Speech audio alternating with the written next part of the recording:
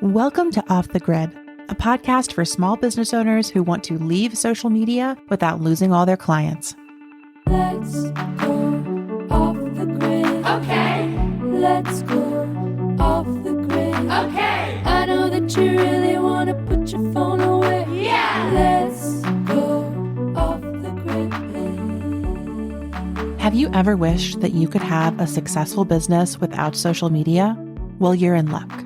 I'm Amelia Ruby, writer, speaker, and founder of Softer Sounds podcast studio. On this show, I share stories, strategies, and experiments for growing your business with radical generosity and energetic sovereignty. Download the free Leaving Social Media Toolkit at softersounds.studio/byeig, that's BYEIG, and join us in doing it all off the grid. Let's go off the grid. Okay. Let's go off the grid. Okay. I know that you really want to put your phone away. Yeah. Let's go off the grid.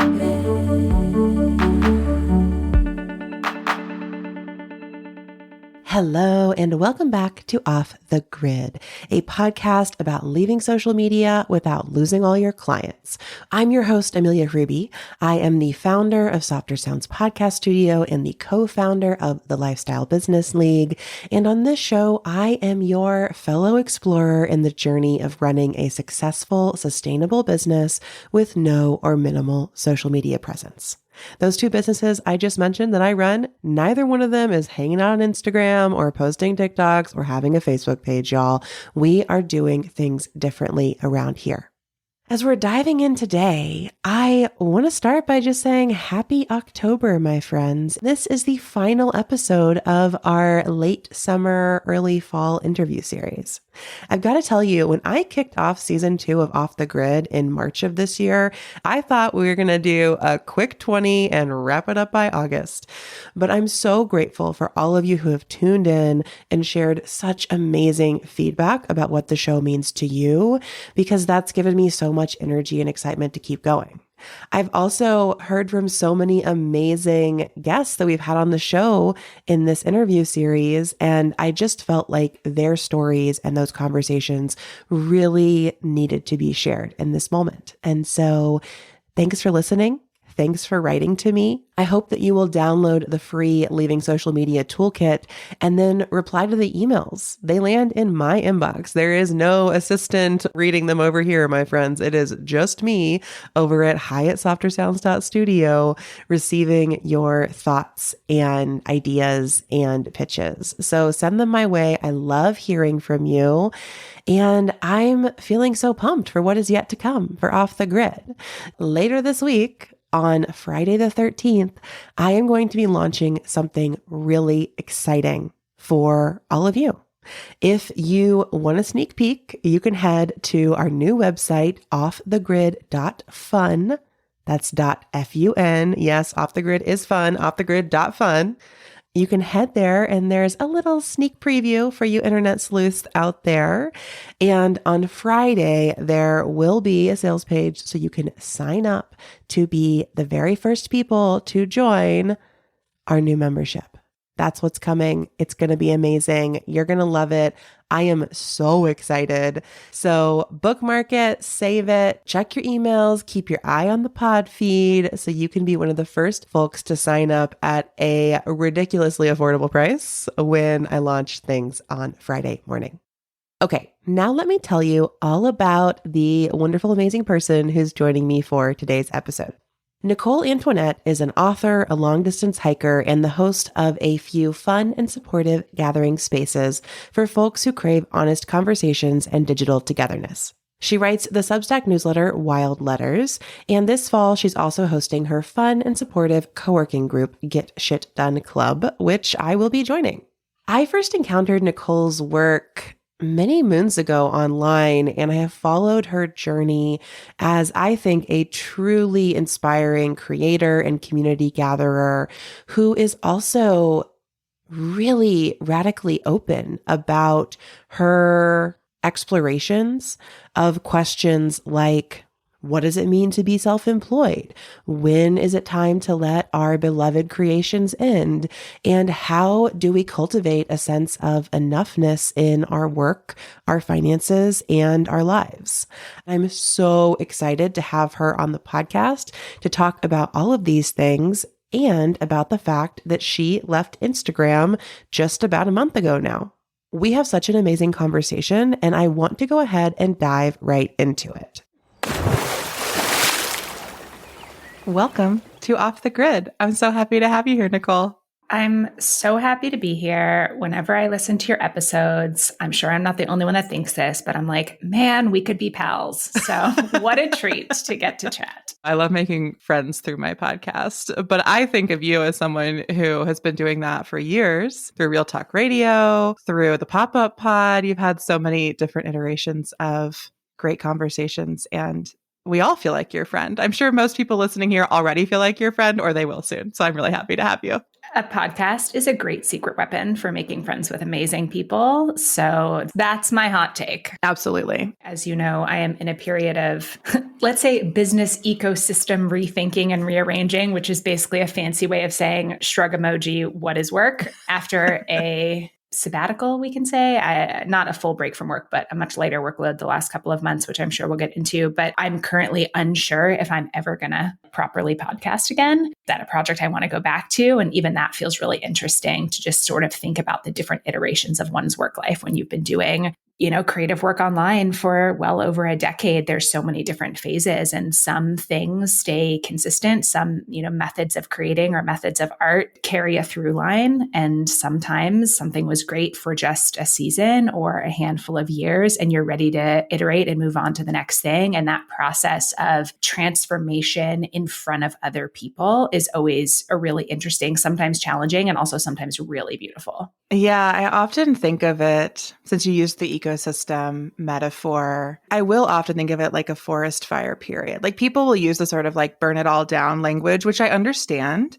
And I know forest fires are very close to many people right now, and they're very destructive of our material lives. But I think within our creative businesses as well, sometimes we do need that period of, fire is destructive, but very cleansing. And the forest is still there even after the fire. It may just look very, very different.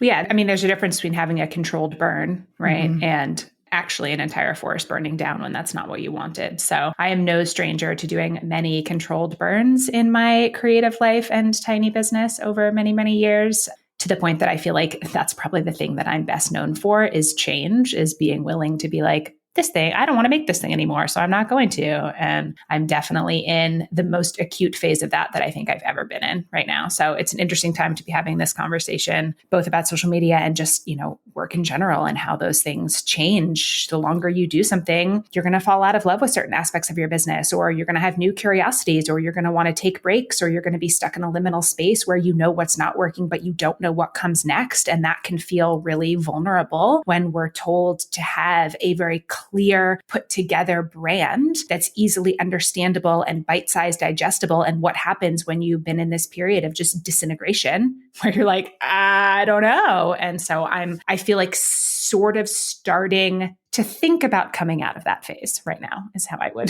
categorize it. Yeah. And I'm so grateful to you for joining me in this conversation right in the midst of things. I think it can be, for all the reasons you're talking about, sometimes easier to wait until you can confidently return with, here's the new vision, to actually share. Like, we don't want to come to it from this space you're describing of, I don't know what might be next, or what is even happening right now, or where it's headed. And I think that's a hallmark of your work in general. You're always taking people into the middle of it all. And it's why we appreciate your books, your communities, the spaces you hold, the podcasts you have hosted. I'd love to maybe catch listeners up a bit as we've been diving into the deep end already, or at least referencing these things that have been going on. So from my perspective as a fan of your work, I know that At the start of this year, you launched a book, you had a thriving Patreon community, you shifted that to Substack,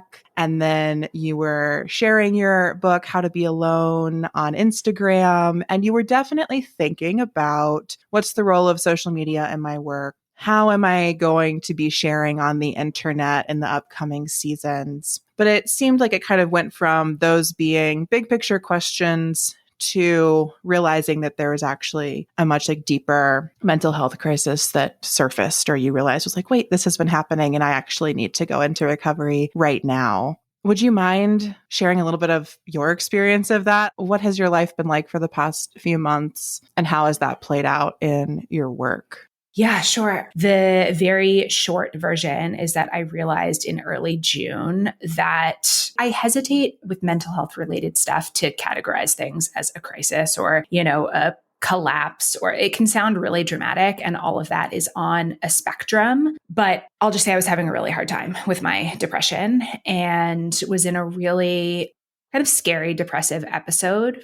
And I think I had been for a while. And I just wasn't letting myself acknowledge that it was true. And this is not the first time that this has happened. I've had depression and anxiety kind of flare-ups throughout pretty much my entire adult life. But I want to say a bunch of things happened at once, but I don't even know that that was true. I think I just sort of woke up to how bad that I felt, or was able to have a moment of clarity where I was like, okay, this isn't just a couple of hard days or a couple of hard weeks. I'm waking up every day feeling just this really deep despair. And once I was able to admit that to myself and then say it out loud to my partner and to a couple other people, I found, and I don't know if you've had this experience, sometimes when you admit something, then almost all comes crashing down, that you're able to fully feel actually how low your capacity is, how poorly you've been feeling, how unwell you are. And that's what happened to me. And I really felt it as a Venn diagram overlap between work-related burnout, some specific aspects of my work, and mental health stuff, depression. So there was definitely an overlap where those two things were related to each other. But then there's part of the burnout that has nothing to do with the depression. And then there was part of the depression that just is my brain, right? That had nothing to do with the work burnout. But because those two things were so intensely overlapped, it became really clear to me that I had to take a massive step back from work in order to focus on getting to a point of mental wellness where I could even start to look at some of the burnout and make some of those changes. Or I had no idea what it was that I needed. All I knew was I feel awful, and I'm not willing to feel like this anymore. And so, that looked like getting on antidepressants for the first time, which I'd been on anxiety meds in the past, but, working with a doctor, having to go through a couple different types of meds to find the right one. And I don't know if it was intuition or what, but it just became very clear to me that in order to give myself the space that I needed to recover and to feel better, that I had to take really quick, decisive, big action with work stuff. So a break from Instagram at that point, I put up one post and then logged out and didn't log back in for months. And you mentioned that I had a thriving Patreon community. That was my biggest source of income for 6.5 years, was running a membership community on Patreon. And I shut it down at that time. And I had been thinking about shutting it down. That wasn't a brand new decision, but it was something that I had planned on rolling out a lot more slowly and doing towards the end of the year, potentially, once I was more clear on how I was going to replace that $30,000 of income, right? It was the bulk of my income. I decided for my Substack newsletter to only write for paid subscribers. So basically to take a break from writing for so many thousands of people, because a big part of my particular burnout that I was experiencing had to do with being so accessible to so many thousands of people on so many platforms for so many years. And I just knew that I needed a smaller space in order to write, because that was the one thing that I didn't want to put on pause, was my writing, because that, I mentioned before that there's creative through lines. That's my creative through line. That's always been true. I started my first blog in 2007. If everything else in my business went away, this is the one thing that I would always want to keep. That yes, I write for the people, but I am a very big believer that what comes through me comes for me first. And so I knew that I wasn't going to be able to really get through this period of time without writing about it. And there's something about writing about it in a closed ecosystem where you're putting it out to people and they're able to give you support that feels a lot more supportive and nourishing to me than just journaling. So I guess that's a little bit of an overview. I will say I'm so glad that I made those decisions because they 100% worked. I'm feeling not over all of the burnout. That's kind of some separate stuff we can talk about. But the second antidepressants that I went on wound up like working. And so once I got to the 4 or 5 week mark where they were at their peak effectiveness, I felt unbelievable amounts better. And so I'm just grateful that that's true. And now I'm sort of in the position of, okay, I no longer feel just despair TM, right? It's not like despair all the things. And a lot of the questions of what was it about my business ecosystem, if that's the phrase that we're going to use, that led me into that particular type of burnout. What do I want the next phase of my life to look like? How do I have the business that I want to have without being so accessible to so many people?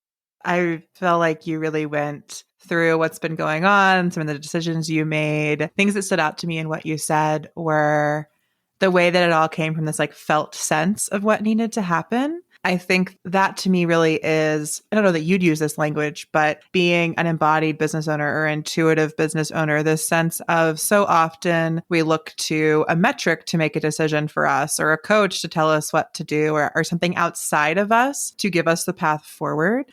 I also really try to feel guided by, frankly, just like my gut. And it's like, this is not it right now. And I'm kind of in this period of like, I'm really looking at, do I want to grow? Am I going to keep expanding or is it time to contract? My gut is telling me that we're like pulling in. My metrics and everything else are telling me that like, I should just keep growing. And I'm really like, I don't know. I don't know what comes next. And in some ways, I feel like I'm watching kind of the collapse of influencer businesses. And we're all trying to figure out how we do business online. Now that people are really shifting off Instagram, we're having this Substack moment, but I don't think Substack is like the solution to everything. I don't think anyone else thinks that either, except maybe Substack. But like, and I think we're all really in this space of what worked and felt good before does not feel good and isn't really working anymore. And how are we going to rebuild? And I've really appreciated how vulnerably you've shared your story and what you're going through right now. But I definitely see it with others as well. This real sense of like, wait, what are we doing here online? What are we selling? Mm-hmm. How do we do this without feeling fully drained by the thousands of people who are able to access us in some way? And what comes next? Yeah. I mean, and I don't think there's any easy answers. Everyone, friends, peers, who are also self-employed or have tiny businesses have expressed similar sentiments, right? That whether it's just feeling like the landscape of online business has changed a lot, especially in the last couple of years with so many more businesses and offerings moving online because of the pandemic. I think that there's a lot of different things that, that we can point to. And the expansion contraction is interesting. I've been reflecting on because I already had this type of online business when the pandemic started, that I was really grateful that it was easeful for me to offer online spaces that could be supportive. That's when I started. I run a digital co-working group, and that's when I started that. And there were just so many things that I was offering in that period of time that felt wonderful for me to be able to create spaces for people. And it was, part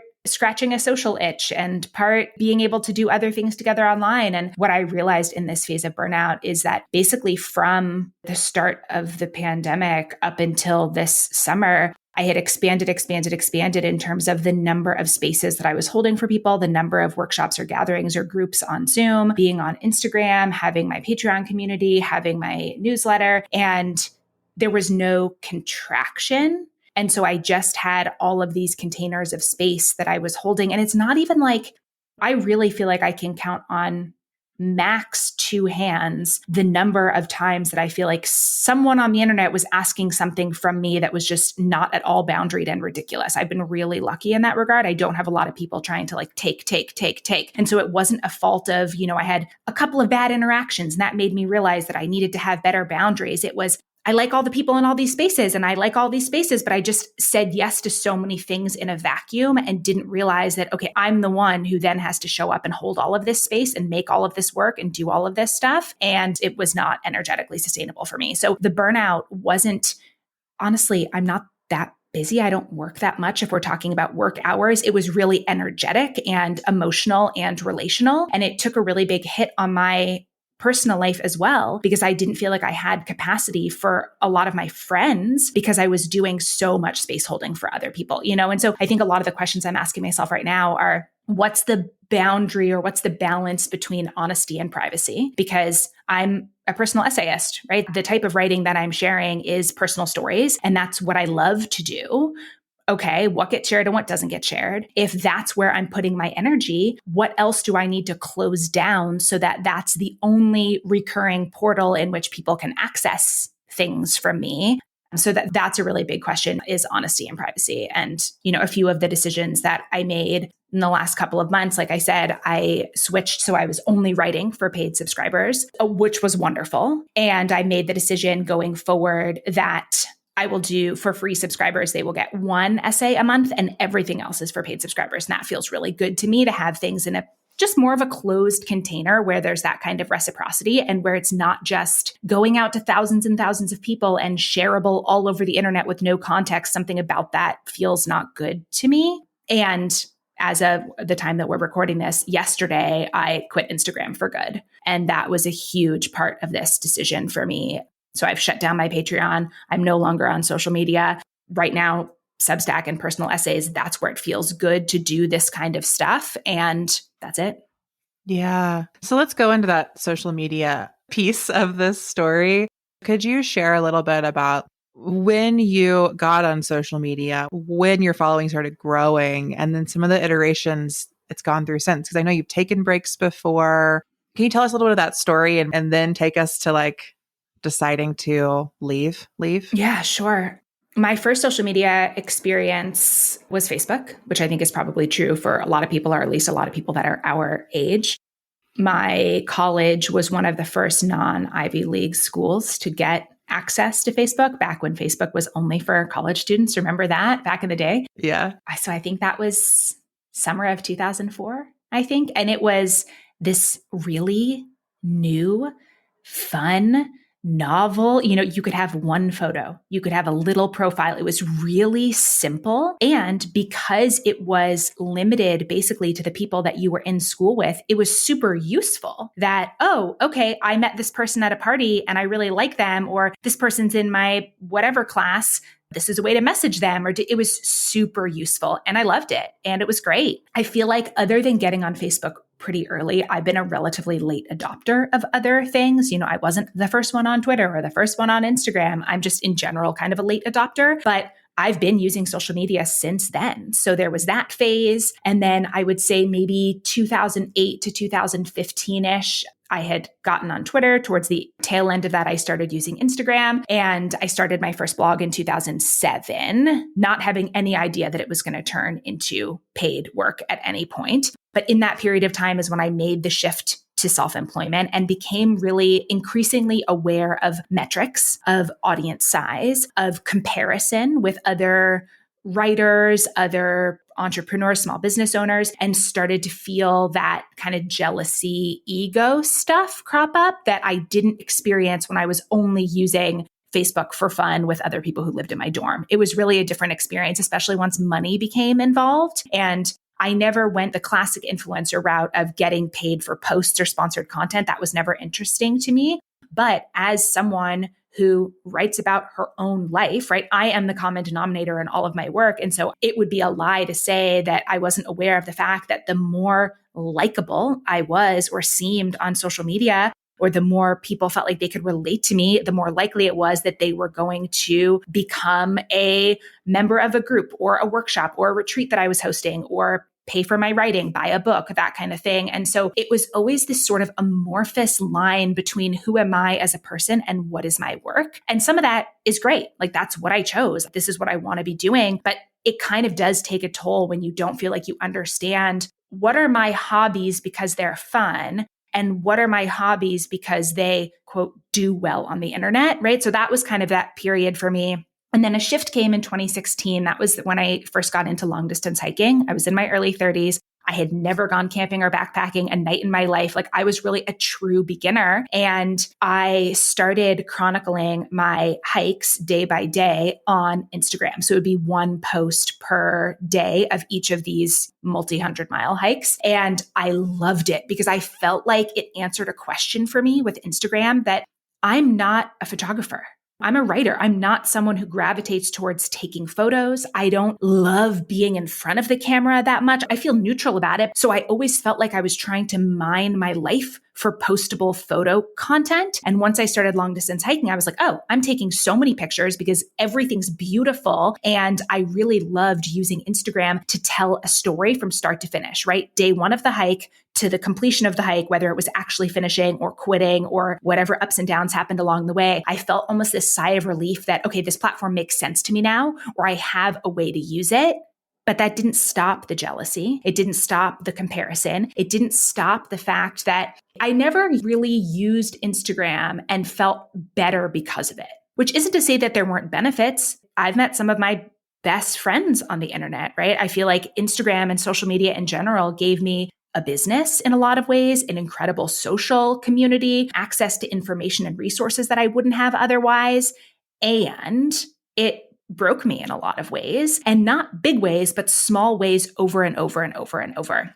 And so late 2019 was the first time that I remember taking a multi-month break from Instagram. And 2019 had been a hard year for me. I had gotten divorced and moved out of the house that I shared with my former spouse and into a tiny 20 square foot van, and was trying to figure out going from a 2-income marriage to having this kind of very small business that didn't make enough money at that point, right, to pay for my full-time life. And I just reached the point at the end of 2019 where all of the questions that I've been mentioning just kind of hit a boiling point where I'm like, I need to take a step back. I can't be figuring this stuff out while trying to like find cute photos of my life to post on the internet. Like something about that felt like really disjointed to me. And I feel like that really was the start of a deeper inquiry for me into how I keep saying social media, but at that point it was only Instagram. I had long since quit Facebook and quit Twitter. But it was the start of a deeper inquiry into how social media makes me feel and real clarity on what I gain by using it, because there are definitely benefits, and what I lose, and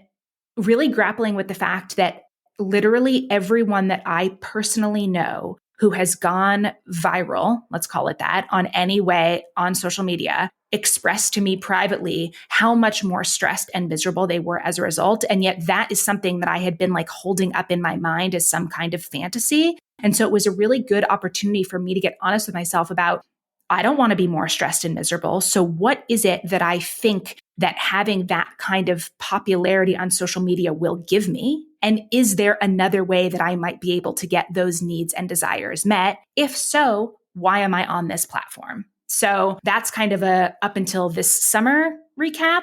But yeah, like I mentioned, I quit yesterday. So happy to answer any follow-up questions. Yeah. I mean, I think where I feel so much affinity with your story is that sort of eye-opening moments, or like the question of, okay, when I thought I wanted this many followers, 100,000 followers, whatever, viral success, like what did I actually want? Because I don't think I actually know anyone who just wants 100,000 followers, because it's actually meaningless, like having those numbers on your profile. What we want is a lot of things we perceive will happen because we have 100,000 followers, whether that is money, whether that is connections to certain people or brands, whether that is the ability to travel more. Like there are a lot of things that are wrapped up in social media success. Completely. I feel like the things that I was able to articulate that I wanted, or that I thought that having a higher follower count or engagement would get me, number one would be a book deal. And that, from everything that I have heard, actually is true. I know people who are great writers who have really small platforms who were specifically told when they were pitching books, like, you need to have a bigger platform in order for us to be interested in it. So it's not a myth, right? But I thought that it would increase my chances of getting a book deal. I thought that it would somehow equal more money for me in terms of conversion rate over into my business. But even that was sort of amorphous. I didn't have a really clear goal. And then there's all the parts that feel like really gross and not cute to admit, which are that I wanted the like legitimacy, I guess, that I could feel in myself that, if someone new started following me or mentioned me in something and I clicked over to their profile and they had 300 followers, the reaction I would feel in my body versus if they had 30,000 followers, I would immediately take them more seriously and feel like, oh, this person is more valuable than that other person. And that feels gross. And that's not how I actually think about real people in front of me in my everyday life. And so I was sort of noticing this discrepancy in my values and how it was causing me almost to dehumanize other people and realizing, okay, well, yet I also want to win that game. And it was all, I think at this point, we all know all of the dangers of social media and what the algorithm can do and how it can mess with you. And so it was this like almost cognitive dissonance of knowing how fucked up the platforms are and are meant to be and are meant to make you feel this way to benefit the bottom lines of the billionaires who run the platform. Coupled with, sure, I know this game is rigged, but what's wrong with me that I can't win it anyway? Maybe if I were funnier, maybe if my writing were better, maybe if I were hotter.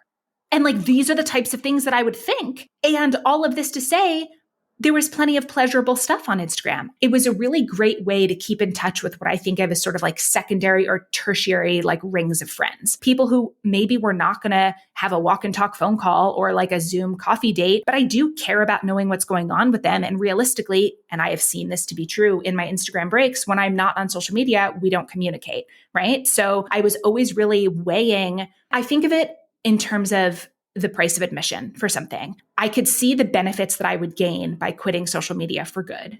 But up until yesterday, I wasn't willing to pay the cost of admission. I wasn't willing to lose the things that I would lose, because I think something that's missed in a lot of conversations that I hear about social media, about Instagram, which is one of the reasons I love your podcast so much, is it's very binary. It's very black and white. Social media is terrible for you. You should quit.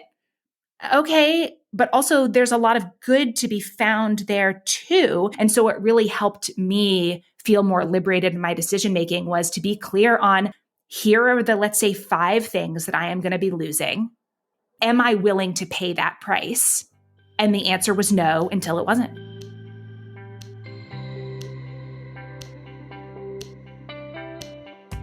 Hi, Off the Grid listeners. Amelia here, interrupting our conversation today because I want to share with you one of my favorite marketing tools.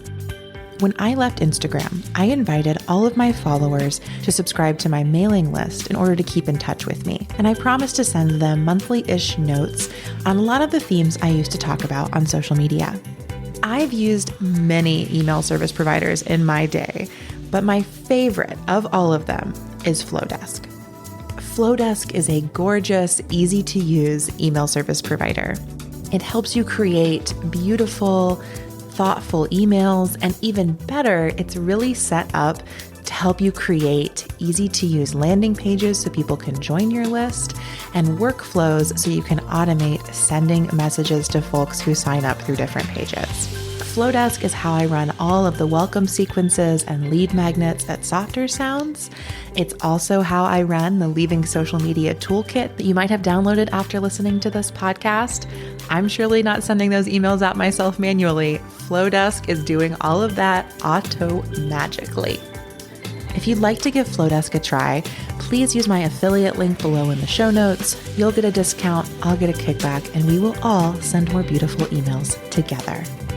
Again, check out the affiliate link in the show notes. For now, we're going to get back to this episode of Off the Grid.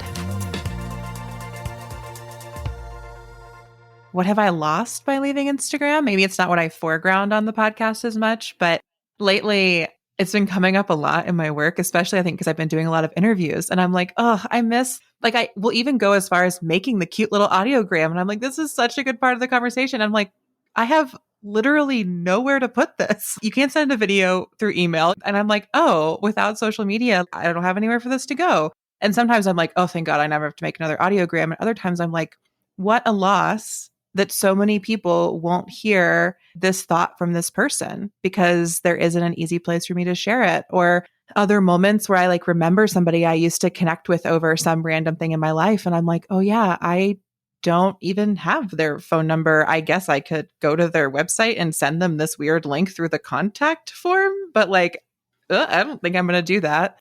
I really appreciate you highlighting this because as much as I do try to stay in the gray with social media, we don't highlight, like you do lose things. And I feel that pretty acutely sometimes. Yeah. And going back a little bit, I made the decision earlier this year that I was going to quit social media on the 1st of May, which because we recorded a podcast episode around that time that I was like, actually, everything's changed for me. Can we record? And you were very gracious to say yes about that. And what happened, for all the reasons that we've just discussed, I felt really sure that that was the right fit choice for me. But what happened was in early April, my first book came out. So I went the route of self-publishing my books, didn't want to deal with the alternative. And Instagram was hugely useful for book promo. I think almost more than any other thing I have ever promoted, because books are relatively low cost. People understand what a book is. You're not trying to explain what a course is, or a retreat or something. And it's really easy for people to share it in their stories, to post screenshots and reviews, right? That even, I guess, like in context, small amount of buzz and reviews and stuff that the book got made me really take a step back and say, because I knew I had this second book coming out. And I thought, am I doing this book a disservice, this second book a disservice by getting off of social media? And it was sort of framed as a question of, what do we owe to our art? That I put so much into creating this second book, and it's a fun story and I love it. And I worked on it on and off for years in different ways, that if I launch this second book without Instagram, is that going to make me sad? And so, very quickly I was like, okay, well, I'm not going to quit Instagram. Or at least I'm not going to quit until the next book comes out. That's the decision that I made. And it felt correct because I was unsure, but it also felt reactionary and fear-based. And then, kind of fast forward a couple of months, I wound up, having this mental health collapse and getting off of Instagram anyway. And that just really clarified for me a couple of things. First of all, that I feel better not using Instagram, period. I just do. There are things that I miss for sure. And I'm good. Getting off of social media has really made me more present with the smaller number of friends and connections, especially in person, that are here. And so that became really evident. And then the other thing that became evident is that because I have now been able to determine that for me personally, social media causes more harm for me than benefit, I'm not willing to hurt myself for my work. I'm just not. It's against everything. Like, I'm anti-hustle culture. I am anti-capitalist, as much as a person can be. But I just felt like it was really the last remaining thing that I was forcing myself, like coercing myself to do for the benefit of it. And I really just had to get clear of, okay, if 50% of the amount of readers read this second book, if you get 10% amount of book sales as the other one, is it still the right decision to quit? And it was like, yeah, I'll find another way. I'll find other ways. Social media, I also feel like, can make me lazy with marketing, because then I don't put into play, or I don't experiment with all kinds of other creative options, and just because I'm not on Instagram doesn't mean the book won't find its way on Instagram for other people. Other people can talk about it. And I'm not trying to be a New York Times bestselling author. So it's like, again, I'm not obsessed with the metrics of it. I'm sort of just trusting that the right people who are supposed to read the book are going to read the book. And if it's not this year, the book's not going anywhere, right? So I don't know if that's making sense, but I really got to a point of like, let's start with, I'm not willing to hurt myself for my work, period. And if that's off the table, then what are the creative options that come up in its place? Yeah. Oh, that's so powerful. Like, just hearing you say it, it feels like it should be so obvious to all of us, right? If I asked someone point blank, yeah, are you willing to like self-harm for your work? They're like, no, but then like we do it all the time.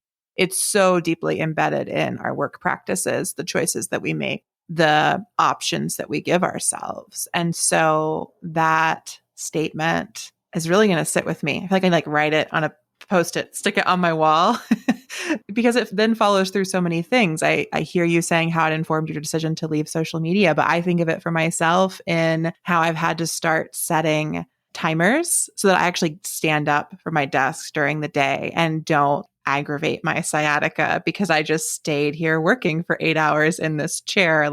There are so many ways that we do compromise our physical health, our mental health, our emotional health, our spiritual health for the sake of our work. And this really has me reflecting on why. And also, because we live under capitalism, we live under an inherently oppressive, extractive system, the answer to that question is sometimes you have to. And I think a lot of what has been coming up for me is there are aspects of this system that are harmful to everyone, not to everyone to the same degree. Some people suffer from it a lot more than others. And so why am I hurting myself extra? Right? That's become the question. And a lot of this for me parallels this journey, I guess we'll call it, that I have been on around the question of enoughness, specifically the question of how much money is enough for me. And one of my favorite things about self-employment is that when it comes to money, it can work as a dial. Like you can turn the dial up or down in a way that you can't in a salaried position, right? So what I mean by that is perhaps this is more true when you have an established business, right? I'm not talking about you've just started your business yesterday. How much money do you want to make? Turn the dial up or down, right? I can only talk from my own experience of I've been doing this in some capacity for over a decade. So if I want or need to make more money, I will create a new offering. I will launch more things. And if I don't need to do that, like this summer, I took a massive pay cut that long term, that's not sustainable for me. I was able to do that because I have my newsletter income and because I had put some money aside in short-term savings. And so, I did the math basically. How long can I not launch a new thing for and not have to dip into longer term savings, which again is a privilege and a blessing to even be able to have. But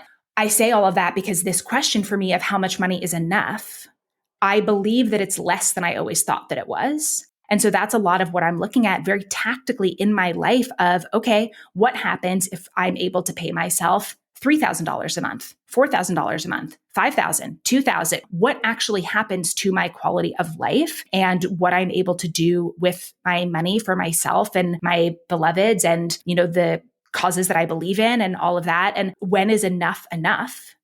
And then when I have that number, what is the least self-extractive, most pleasurable work that I can do to reach that number? And then can I at that point kind of like take my hands off the wheel, practice satisfaction, and actually just not keep working more, which that for me is really, I have like goosebumps right now. It's physically uncomfortable to be like, I could be earning more and I'm choosing not to, because it goes against everything that at least I was raised to believe. And that I think a lot of us were, right? More money is better. More prestige is better. And I've never been someone who wanted the like capital C big career. And I always felt so much shame about that. And I'm in this period of real reclamation of like, I'm not hugely ambitious. I want to make things that feel good to make. I want to earn enough money that's not just like scraping by bare minimum, but like is not excessive. And I want to nurture like my well-being and my relationships and have that spread out further. And not to say that that's, oh, well, that's it. That's all you want. That's a lot of things. But I feel like a lot of this for me is coming up into a practice of trying to right size my life and work. And what would my business look like if it was, okay, this is enough readers. This is enough paid readers on Substack to cover my core living costs. That's my current goal, shall we say. And I'm not there yet, but it's moving in that direction. And okay, then at that point, any other offering becomes, well, I'd like to be able to save some money for the future, or I'd like to be able to go on this trip or do something else. And so that's really how I'm thinking of it. And putting it in those terms helped me to release Instagram, because I don't believe, based on the readership size and the longevity of service to the people that I have, I don't think that I need social media in order to get to a point of enoughness given my current cost of living. And that might change, right? I didn't deactivate and delete my Instagram. I put up, one of those static 9-grid. I archived all my posts, put up a 9-grid that essentially links to everything else that I'm doing. So it's basically like an online business card, right? If other people link to me, they'll be able to find the books, find the Substack, find all that kind of stuff. But part of this is I've also given myself permission to change my mind. If a year from now, I'm like, you know what? There's a real reason that I would like to get back on social media. It's not like freaking Zuckerberg's not going to let me back on. And that's the other thing I have to tell myself is like, it's so easy to get stuck in this binary, like, well, if I quit, I've quit forever. It's like, okay, if I decide that I want to come back on social media, guess what? I'll come back. Period. The end. It doesn't, I like tend to make things such a big deal. Yeah, that came up when I taught the refresh this summer. And the way it came up, I thought was really telling. It was sort of in this sense of, well, I find it really annoying when I watch other people leave and come back. And I'm like, can't you just make a decision? And I'm like, yeah, but that has nothing to do with them. It's like we can't grant ourselves that grace to change our mind, to make a different decision at a different time. And I think that also taps into what you were saying about right sizing your business or your work or your audience size. I think about this a lot with my business as well. And what I remember is like, I can only right size for right now. And that's going to change. And so I hear you saying, like, you have right sized your business to this moment when you really needed to go into recovery and heal and clarify and make space and clear it out. And as you said, that could shift, you know, by the time we get to the launch of your next book, you could be in a very different place emotionally, financially, and none of the decisions you make right now have to be decisions forever. Yeah. And I think that we can really stress ourselves out by trying to answer the impossible question of how much money is enough forever. And I was really stuck in that as well, because so my current situation, my partner and I live in a house that his family owns and has owned for generations, and we don't have to pay rent or mortgage. We pay utilities to live here, you know, and it's quite an old house that has a lot of upkeep costs, projects, stuff like that. So we're paying for all of that. But oh my gosh, my income needs would be so much greater if that weren't the case. But part of what I was doing was, I mean, this is a real example. You know, we moved into this house and I was in my mind, I'm thinking, okay, well, I need to figure out a way to earn as much money as I would need if we were to break up and I would have to pay for rent by myself. What? I'm trying to be compassionate towards myself because I get where that comes from, right? But to realize, okay, I don't see that as even a remote possibility right now. So why am I trying to stress myself out to solve a problem that isn't currently a problem? There has never in my 38 years of life been a problem that I have not found a way to solve or found a way through on my own and with support. So if in some undetermined future, I am not in this partnership anymore and need to move out of this house, I will figure it out. And so that's sort of the attitude that I'm taking with a lot of this is exactly what you said of right sizing for right now, because otherwise I'm just stuck in this constant hamster wheel of nothing's ever enough. There's never enough money. There's never enough followers. There's never enough prestige. There's never enough any of this. And I just feel like I'm so grateful to be in a place where I just feel like crystal clear about some of this stuff. And one of the things that shifted for me unexpectedly was I mentioned that I made the decision this summer to write for only a paid audience on Substack. And I did that really as a self-protection mechanism. That's what I felt that I needed, was to write for that smaller space. I cannot tell you how much more I enjoyed the writing process for that. It felt way less overexposed. It felt like I was in a space with people who really wanted to be there. And it also grew the paid readership quite a bit. It has almost doubled. And that has given me such a burst of joy and hope, because I've been writing a weekly newsletter or blog with some breaks, but pretty much weekly since 2007. This is my favorite type of writing. It's my favorite type of writing. I really enjoyed writing my 2 books. You know, they're both adventure memoirs. They're really niche. They're fun. But I always thought in order to be a working writer, it had to be pitching freelance pieces to other publications, which I didn't ever really want to do. I like writing for an audience that I know them and they know me, or it would have to be books and big book deals. And this paid newsletter, like paid essay format, has freed me up to admit to myself that this is the kind of working writer that I want to be. And I actually don't need to strive for something more impressive than that. You know, if I never have an impressive byline in my life, it's really okay. I love being able to write for the people that want to be here. And so that also has shifted a lot of this for me. Yeah. I think this is one of the special magics of Substack that I see. I do think it's actively reshaping what it means to be a working writer for folks like yourself who are coming from community spaces into making writing their living or more of their living. And for folks who did do the freelance grind, who like wrote for publications and are now able to self-sustain their own writing practice through this platform.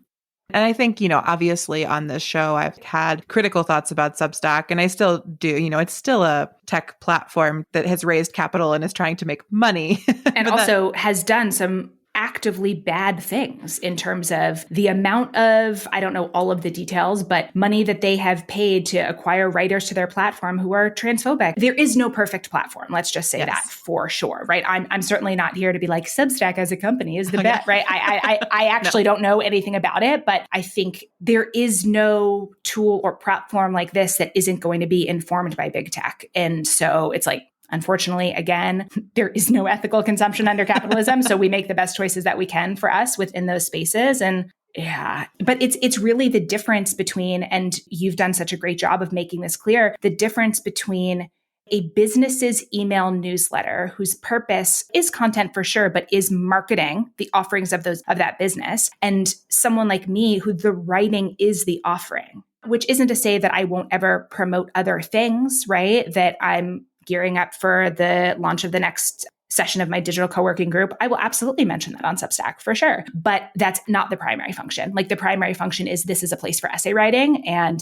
that itself is the offering. And I think that makes it a good fit for me. Yeah, exactly. And I think in some ways, then it's actually really helpful in clarifying because we know what we're doing in different spaces or what tools will help us do different things. Because email can mean so many different things, so many different things. And that's why I think it's so useful and fun to just be in this curious conversation with ourselves about what feels good and why. I will tell you, so yesterday, I downloaded the Instagram app for the first time since mid-June and hadn't been on it in months. And I felt my heart was fluttering, like even opening the app, I had all of these weird buzzy feelings of what are the DMs that I've missed and what's happened and can't see the stories that people tagged you. I just had all of this adrenaline. And then I put up the posts and logged off for what will hopefully be the last time ever. And I deleted the app, and the entire rest of the day, I had this feeling almost like looking over my shoulder, waiting for the other shoe to drop, like feeling like not like I just robbed a bank, but I was getting away with something, that I felt this real embodied sense of I just did a thing that I'm not supposed to do. And I don't know, not supposed to by who, right? Not supposed to by big tech, by the powers that be who tell you what internet marketing should be, right? It was just this sense of I'm not supposed to do that, something bad is going to happen. And that's so funny to me that these almost subconscious kind of insidious stories of what we are and are not allowed to do. And even I'll give you another example in a really small way. So when I started my Substack, the other Substacks that I loved to follow, almost all of them used with each post or each essay a photo. It was usually a photo of themselves or something from their life or like similar to what you would post on Instagram. And so when I started my Substack, I was like, oh, that's just what you have to do.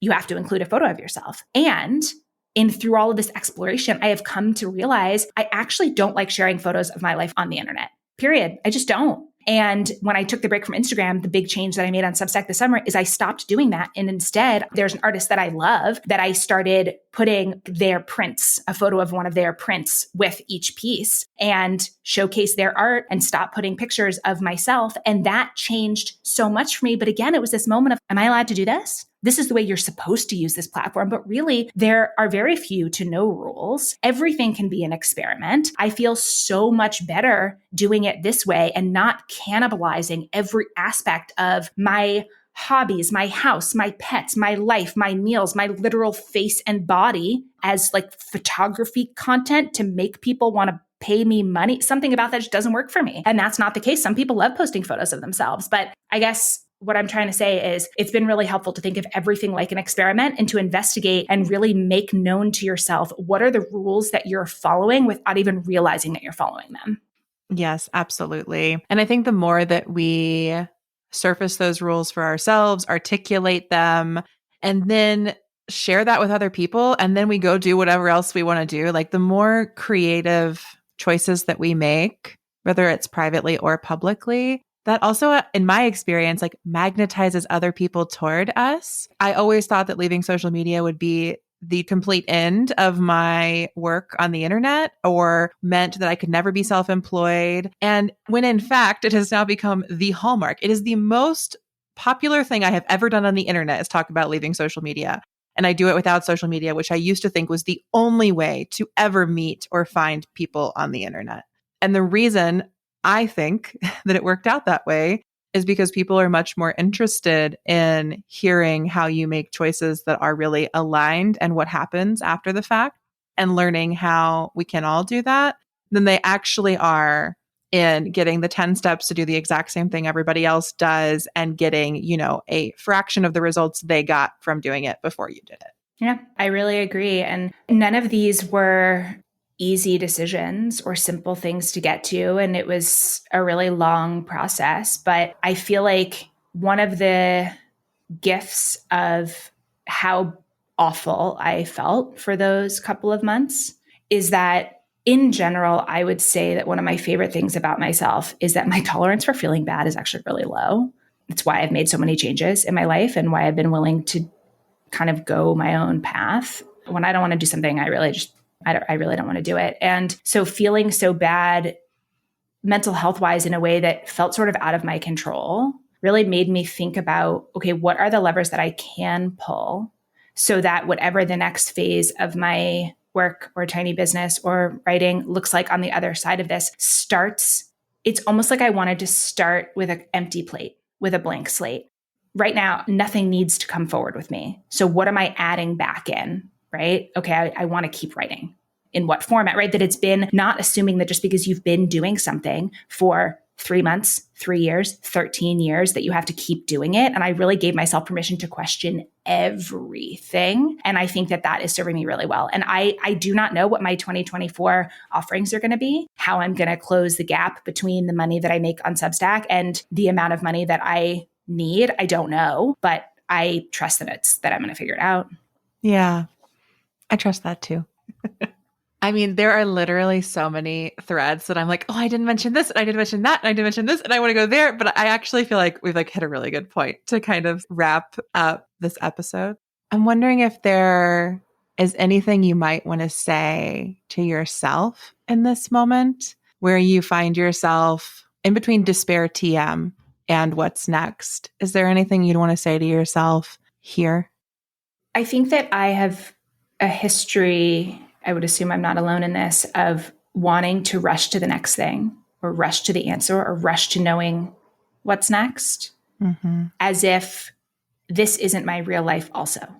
And I have gotten so much wisdom from this period of time, or just so many little knowings, that I think what I would say to myself, especially because I don't feel completely recovered from that kind of emotional, relational burnout that I mentioned, but I am over the depression, that because I'm feeling better, it would be very easy to go full speed. Productivity. I have to make up for these last couple months. I have to catch up, right? That I can almost feel myself really holding myself back in a supportive way, that there is no rush. I do still have time, and I don't have to have the perfect answer. I don't have to wait to know what my entire 2024 is going to look like in my business and what all the offerings are going to be and how much I'm going to project that they're each going to make in order to just do the next right step. And I knew that the next right step was, okay, leave Instagram, change your Substack so it's one free post a month and everything else is paid. Okay. And in October, I'll do the next co-working group. Okay, we'll see. Does that sell out? It used to sell out. If it doesn't, that tells me something about what I need to do differently with marketing. But it's like, I want to know step 10 before I've done step 1. And so I feel like the most useful message for me is just no urgency, go slow, one step at a time. I don't need to have some kind of master plan, because also I never have. That's not my style. I think that is what's coming up for me. Yeah. Thank you for sharing that. It feels like something I needed to hear. I'm sure many other people needed to hear. And like we've said already, there are just so many of us, I think, in the small business space right now, in the self-employed space, the tiny business owners, the creators, everyone we talk to is really in this like work shrug emoji moment in some way or another, and that we don't have to know what the future holds. We can just take one next step, and that's okay. Yeah, especially if you're not at a place, if you're at a place where literally every single aspect of your business feels bad, I think that that's sort of a different question. But that wasn't what it was for me. It was not, I was in no way at a scorched earth moment. It was, I know the couple of things that feel really right. Let me start there. Start with what feels good. Lean into what feels good instead of trying to obsess about fixing what feels bad.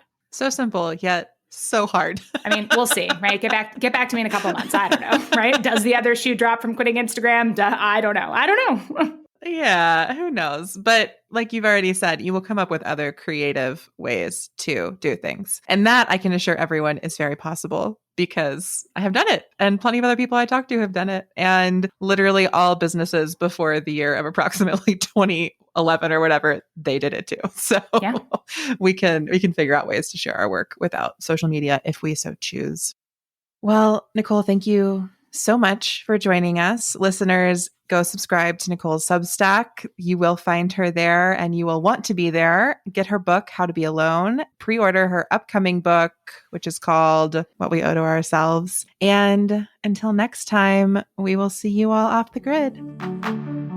Thanks for listening to Off the Grid. Find links and resources in the show notes. And don't forget to grab your free Leaving Social Media toolkit at softersounds.studio/BYEIG. This podcast is a Softer Sounds production. Our music is by Melissa Caitlin Carter, and our logo is by Natelier Studio.